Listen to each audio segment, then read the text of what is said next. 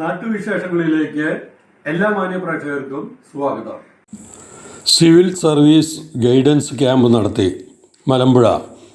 മലമ്പുഴ ഹേമാംബിക ക്ഷേത്ര കമ്മിറ്റിയുടെ നേതൃത്വത്തിൽ വിദ്യാർത്ഥികൾക്കായി സിവിൽ സർവീസ് സ്വപ്നത്തിൽ നിന്നും വിജയത്തിലേക്ക് എന്ന വിഷയത്തിൽ ഏകദിന സിവിൽ സർവീസ് ഗൈഡൻസ് ക്യാമ്പ് നടത്തി. Income tax assistant commissioner K Arjunan IRS ഉദ്ഘാടനം ചെയ്ത് വിഷയാവതരണം നടത്തി. ക്ഷേത്ര കമ്മിറ്റി സെക്രട്ടറി സുരേഷ് ബാബു അധ്യക്ഷനായി. രക്ഷാധികാരി Madhavan, auditor Prashanth, joint secretary Surendran, Lasitha teacher എന്നിവർ പ്രസംഗിച്ചു.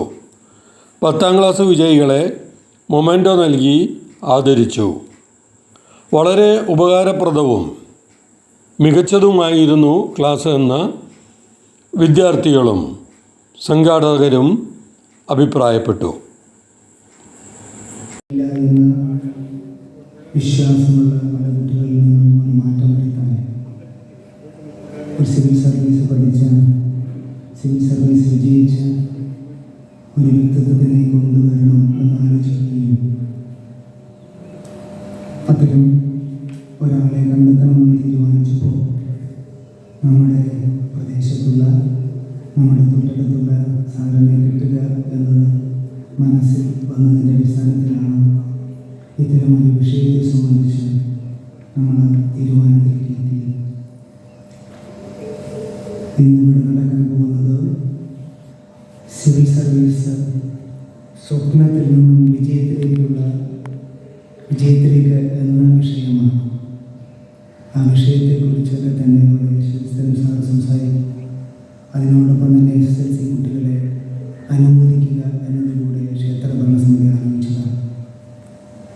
ഈ സിവിൽ സർവീസ് പരീക്ഷ എന്നത്, എക്സാം ജയിക്കുക എന്നത് ഒരു വലിയ യാത്രയാണ്.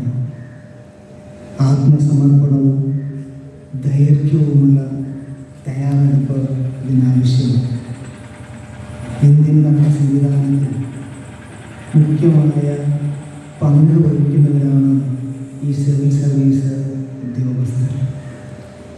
ഞാൻ പറയേണ്ട ഒരു കാര്യം, വളരെയധികം ക്ഷമ വേണം, വർഷങ്ങളെടുക്കും.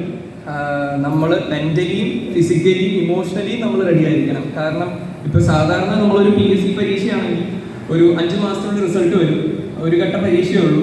5 മാസം കൊണ്ട് റിസൾട്ട് വന്ന് അതിൽ ജയിച്ചാൽ ജോലിയായി, അല്ലെങ്കിൽ ജയിച്ചില്ലെങ്കിൽ അടുത്ത പരീക്ഷയ്ക്ക് നമുക്ക് തയ്യാറെടുക്കാം. പക്ഷേ സിവിൽ സർവീസിൻ്റെ ഒരു പ്രത്യേകത, ഏകദേശം ഒരു പരീക്ഷ കഴിയണമെങ്കിൽ, ഒരു സൈക്കിൾ ഓഫ് പരീക്ഷ കഴിയണമെങ്കിൽ 1.25 വർഷം എടുക്കും.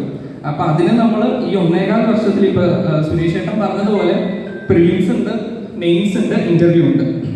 പ്രിലിംസ് നമ്മൾ ജയിക്കുകയോ തോൽക്കുകയോ എന്ത് ചെയ്താലും ശരി, പ്രിലിംസിന് ഏകദേശം ഒരു 15 ലക്ഷം പേര് എഴുതുന്നുണ്ടാവും ഇന്ത്യയിൽ മൊത്തത്തിൽ. അപ്പം അതിൽ 10,000 പേരെയോ 15,000 പേരെയോ പ്രിലിംസ് ക്വാളിഫൈ ചെയ്യുള്ളൂ. അപ്പം ഏകദേശം ഒരു 10% പേരാണ് പ്രിലിംസ് ക്വാളിഫൈ ചെയ്യുന്നത്. 10 ഇല്ല, അതിലും താഴെ ശതമാനം പേര് പ്രിലിംസ് ക്വാളിഫൈ ചെയ്തു. ഇനി പ്രിലിംസ് ക്വാളിഫൈ ചെയ്താൽ തന്നെ ഒരു 3 മാസം കഴിയുമ്പോൾ മെയിൻസ് പരീക്ഷയുണ്ട്. മെയിൻസ് പരീക്ഷയ്ക്ക് 10 പേപ്പറാണുള്ളത്.